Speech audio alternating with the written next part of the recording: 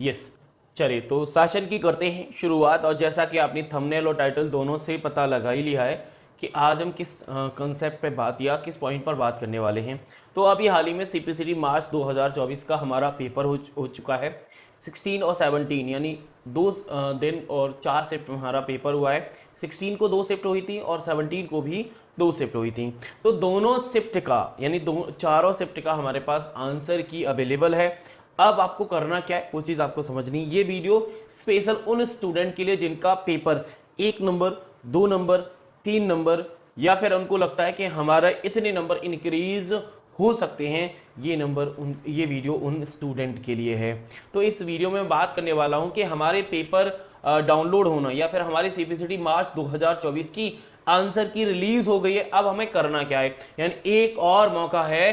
अगर आपके नंबर कम है तो नंबर बढ़ सकते हैं। ऐसा जरूरी नहीं है कि जिनके नंबर 37 या 36 नंबर हैं उन्हीं को 38 नंबर तक जाना है। अगर आपका जो भी स्कोर आया हो, 50 आया हो, 55 आओ, 60 आओ, फर्क नहीं पड़ता, आपका नंबर भी इंक्रीज हो सकता है। बस आपको एक काम करना होगा, यानी ये टास्क करने से आपका जो भी स्कोर है उसे आप बढ़ा सकते हो। अगर आप क्वालिफाई नहीं हुए हो तो एक चांस है जहां से आप क्वालिफाई हो सकते हो, लेकिन थोड़ा सा एफर्ट डालना होगा। आप खुद के लिए भी, बाकी दूसरे जो आपके साथी उनके लिए भी ये बेनिफिशियल वर्क होगा अगर आप करेंगे। तो करना क्या है, पहले कुछ सवाल है, इन सवालों से आपको टास्क समझ आएगा कि हमें क्या और कैसे करना है। तो 16 और 17 के हमारे किस प्रश्न में हम लोग ऑब्जेक्शन लगा सकते हैं, वो कौन सा क्वेश्चन है जिस पर हम आपत्ति दिखाकर क्वेश्चन नंबर इंक्रीज कर सकते हैं, और क्या हमारी शिफ्ट में कोई ऐसा प्रश्न है जिसकी वजह से हमारे नंबर बढ़ सकते हैं। तो ये इस सवाल का जवाब भी इस वीडियो में मिलेगा। साथ ही साथ में क्या आपका सीपीसीटी मार्च 2024 के पेपर में कोई एक ऐसा प्रश्न या फिर आपका 1 या 2 नंबर से पेपर रह गया है, तो ये वीडियो भी स्पेशल आपके लिए होने वाला है। छोटा सा टास्क है, बहुत आसान तरीके से हो जाएगा। क्या करना है, आप सीपीसीटी की ऑफिशियल वेबसाइट पर जाइए, वहां पर नोटिस बोर्ड में आपको एक नोटिस मैसेज मिल रहा होगा, objection window open for CPCT held 15, 16 and 17 मार्च 2024 लिखा है ना। लास्ट ऑब्जेक्शन डेट देखो, ध्यान रखना, आज से हमारे ऑब्जेक्शन स्टार्ट हैं और लास्ट डेट आपकी 22 मार्च है। तो 22 मार्च से पहले पहले आपको ऑब्जेक्शन भरना है। लेकिन ऑब्जेक्शन भरोगे कैसे, उसके लिए आपको वेबसाइट को स्क्रॉल करना है। स्क्रॉल जैसे ही करेंगे आप, तो स्क्रॉल करते ही राइट आपके लेफ्ट हैंड बॉटम में करंट अपडेट का यहां पर ऑप्शन मिलता है। करंट अपडेट के नीचे जैसे आप चेक करोगे तो वहां पर जो अभी पेपर हुए थे चारों के चारों, वो पेपर आपके नजर आ रहे हैं। आपको अपनी डेट और शिफ्ट के हिसाब से वो पेपर डाउनलोड करना है। उस पेपर के हर एक क्वेश्चन पर जाके एक सवाल पूछना है, क्या क्वेश्चन में कोई गलती है।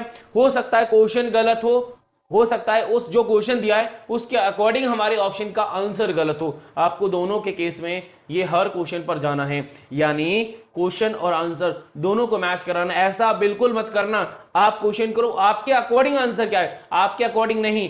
आपको बताना है कि क्वेश्चन का आंसर जो दिया है या फिर आंसर के अकॉर्डिंग जो क्वेश्चन है वो सही है या गलत है। होगा क्या, कुछ स्टूडेंट क्या करेंगे जो एग्जाम में वो लगा के आए हैं उस आंसर से मैचिंग करेंगे। उस आंसर से मैचिंग मत करना।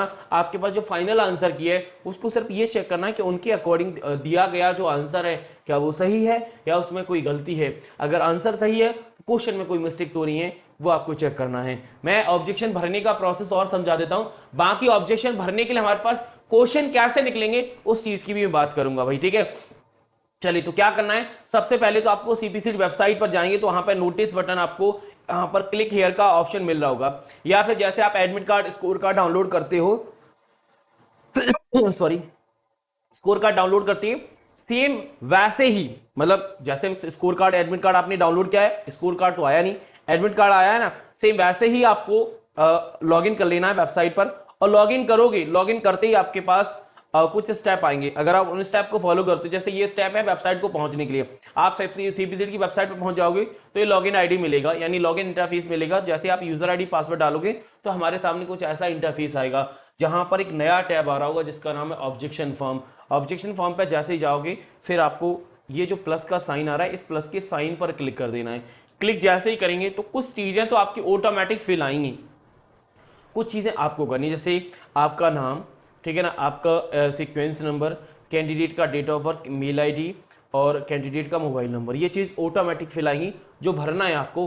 भरने के लिए देखो पहले डेट और शिफ्ट दोनों को सेलेक्ट करना होगा यहाँ से। उसके बाद क्वेश्चन आईडी सबसे इंपॉर्टेंट है, ये क्वेश्चन आईडी जिस पर हम ऑब्जेक्शन लगाना चाहते हैं। क्वेश्चन नंबर नहीं चलता, क्वेश्चन आईडी चलती है। अब क्वेश्चन आईडी को कैसे निकालोगे वो मैं अभी आपको बताऊंगा, लेकिन बाकी चीजों को भी एक बार समझिए।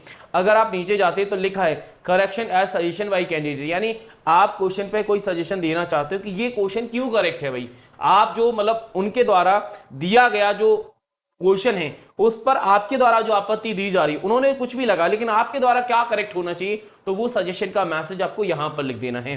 देन उसके बाद यहां पर ये लिखा है हेयर, हेयर में वो डॉक्यूमेंट, वो वेबसाइट अपलोड करनी है जिसके आधार पर इस चीज को आप करेक्ट करा रहे हैं, ठीक है। और जो डॉक्यूमेंट या फिर जो पीडीएफ आप अपलोड कर रहे हैं, जो वेबसाइट आप अपलोड कर रहे हो, उस वेबसाइट में टेक्स्ट का नाम क्या है, edition, volume, chapter, page, line number, reference के तौर पर हमें डालना होगा कि हम किस पैराग्राफ, जो हम जैसे कोई आपने पीडीएफ लगाया तो उस पीडीएफ में कौन सा पैराग्राफ है जो ये बता रहा है कि ये क्वेश्चन हमारे अकॉर्डिंग गलत है, और जो सीपीसीटी वालों ने दिया वो मतलब गलत है, हमारे अकॉर्डिंग सही है। मतलब हम किस आधार पे कह रहे हैं कि भाई आप जो आंसर कर रहे हो वो गलत है, हमारे द्वारा सही है, और उसका रेफरेंस हम लोग दे रहे हैं, तो उस रेफरेंस को भी बताना है। जैसे होता है नहीं, ये पेज लिखा है, पेज में बहुत सारे पूरे चैप्टर को डिफाइन किया है, तो पूरे चैप्टर वो कौन सा पॉइंट है जिसके आधार पर ये बात आप कहने जा रहे हो, ठीक है। तो ये चीज आपको रेफरेंस के तौर पे बतानी है, और यहां पर आपको सबमिट कर देना है। लास्ट में सबमिट का ऑप्शन है। इस ऑब्जेक्शन फॉर्म के लिए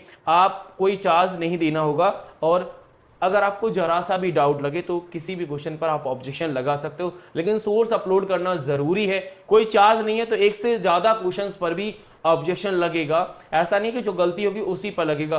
कभी कभी थोड़ा सा भी चांस बनता है तब भी हम ऑब्जेक्शन लगा देते हैं, और काफी केस में वो सही भी देखा गया है। और एक बात और क्लियर कर दूं, ऑब्जेक्शन अगर आपने लगाया तो आपका ही नंबर इंक्रीज नहीं होगा, आपकी शिफ्ट में बैठे गए जितने भी स्टूडेंट हैं सबका इंक्रीज होता है। तो आप अपने लिए भी तो करेंगे इंक्रीज, लेकिन बाकी स्टूडेंट के लिए भी ये काम आपके बहुत ही ज्यादा यूजफुल होगा, ठीक है। तो आप बोलोगे सर आप ही क्यों नहीं कर देते, भाई मैं पेपर दे के थोड़ा आया हूं, मैं 4 शिफ्ट में थोड़ी बैठा हूं मैं सबका ऑब्जेक्शन लगा दूं। हाँ, अगर आपको किसी क्वेश्चन में डाउट लगता है कि आपके, मुझे लग रहा है सर ये क्वेश्चन मतलब सीपीसीटी वाले आंसर दे रहे हैं वो सही नहीं है, कुछ डाउट है, वो क्वेश्चन का वेरिफिकेशन मैं कर दूंगा, क्या आपको इस क्वेश्चन में ऑब्जेक्शन लगाना चाहिए, अगर ऑब्जेक्शन लगाओगे तो सोर्स क्या होना चाहिए, वो मैं आपकी हेल्प कर सकता हूं। लेकिन आपको अपनी डेट और शिफ्ट में क्वेश्चंस को एक बार रीड जरूर करना होगा, जिससे आप हर एक क्वेश्चन पर ऑब्जर्व कर पाओगे कि हाँ जो दिया है वो सही है या गलत है। फिर भी अगर आप नहीं चेक कर पाए, क्योंकि होगा काफी केस ऐसे बनेंगे कुछ स्टूडेंट के साथ, उनको समझ में ही नहीं आएगा कि वो किस क्वेश्चन पर ऑब्जेक्शन लगा सकते हैं।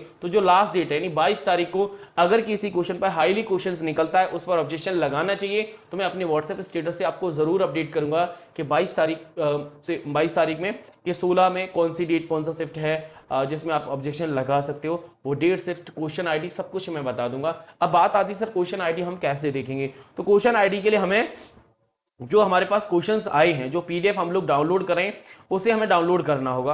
अब डाउनलोड के लिए प्रोसेस क्या है वो मैं थोड़ा समझा देता हूं आपको। देखो प्रोसेस के लिए आपको सिंपल तरीके से वेबसाइट पे जाओगे, मैंने आपको करंट अपडेट में सारे पेपर दिखा दिए थे। जब आप पेपर डाउनलोड करोगे तो इस प्रकार से आपके सामने पेपर आता है। ये 16 तारीख को पहली शिफ्ट का पेपर है। यहाँ पर अगर आप फर्स्ट क्वेश्चन देखोगे तो यहाँ पे लिखा है, देखो क्वेश्चन नंबर, अगर आप क्वेश्चन के ऊपर देखते हो ना तो ये लिखा है क्वेश्चन नंबर है, ये क्वेश्चन आईडी है हमारे पास। ये क्वेश्चन आईडी लगती है जब हम लोग ऑब्जेक्शन लगाते हैं, तो क्वेश्चन आईडी सबसे मेन होती है, क्वेश्चन नंबर वैल्यू नहीं करता, क्वेश्चन आईडी वैल्यू करती है भाई, ठीक है। चलिए, तो इस प्रकार से आपको क्वेश्चन आईडी निकालना है।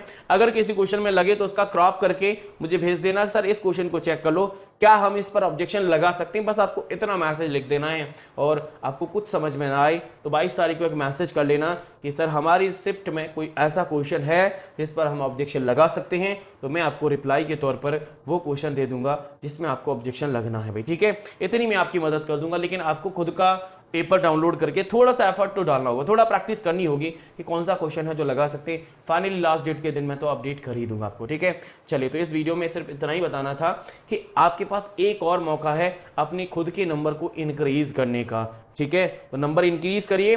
अगर इनकेस आपका नंबर, कोई आपकी शिफ्ट में कोई ऐसा क्वेश्चन नहीं मिलता जिसकी वजह से आपके नंबर इंक्रीज हों, तो आप रिजल्ट के लिए ना बैठें, सीधी अगली तैयारी, मतलब अगला जो हमारा पेपर होने वाला है उसके लिए तैयारी में पूरी तरीके से जुट जाएं। बीएसआई अकेडमी ने अपना बैच लॉन्च कर दिया है, संकल्प 14। आप इसे इनरोल कर सकते हैं। वीडियो के डिस्क्रिप्शन में आपको लिंक दे दूंगा और ये इस बैच में सारी चीज़ें आपको मिल जाएगी, चाहे तो वो आपका सिलेबस हो, वीडियो रिकॉर्डेड फॉर्म में हम लोग प्रोवाइड करते हैं, पीडीएफ देते हैं, सारी चीज़ें आपको इस बैच में मिलती हैं। और सबसे गोल्डन चांस ये रहेगा कि इस बार का जो नेक्स्ट पेपर होगा उसके लिए हमें ड्यूरेशन काफ़ी लंबा मिलने वाला है, क्योंकि इलेक्शन रहेगा, इलेक्शन से पहले कुछ नहीं होना। तो ये जो पेपर है मई नहीं जून में जाने की पूरी आशंका है, हो सकता है जुलाई में भी चला जाए, लेकिन पेपर का अपडेट रहेगा, पेपर किस मंथ में होगा उसके लिए मैं सेपरेट वीडियो लाऊंगा, होली के पहले या होली के समथिंग आपको अपडेट कर दूंगा। वैसे रिजल्ट का वेट मत करना, अगर आपका 1 नंबर या 2 नंबर से पेपर रुक भी रहा है तो रिजल्ट का इंतजार बिल्कुल ना करें, क्योंकि रिजल्ट जब तक आएगा तब तक सिलेबस हाफ हो जाता है हमारे बैचेस में। तो आपको चांस अगर लेना है तो रिजल्ट के साथ लीजिए, लेकिन अगर आप मेरी बात मानते हैं तो बिल्कुल चांस मत लीजिए, आप अगले पेपर की तैयारी में पूरी तरीके से लग जाइए। और तैयारी के पास अगर आपके तैयारी के लिए अगर आपके पास सोर्स है तो आप अपने सोर्स से करिए। आपको लग रहा है सर हमारे पास सोर्स है लेकिन वो सफिशिएंट नहीं है, तो मेरा सोर्स अवेलेबल है, आप इससे ज्वाइन कर सकते हैं। कोई क्वेरी है तो मेरा नंबर स्क्रीन पर है, आप मुझे व्हाट्सएप मैसेज कर सकते हैं, मैं आपको प्रॉपर तरीके से गाइडेंस करूंगा। चलिए तो इस वीडियो में मैं लेता हूं आप लोगों से विदा, मिलूंगा अगली क्लास में, तब तक के लिए थैंक यू, शुक्रिया, राधे राधे।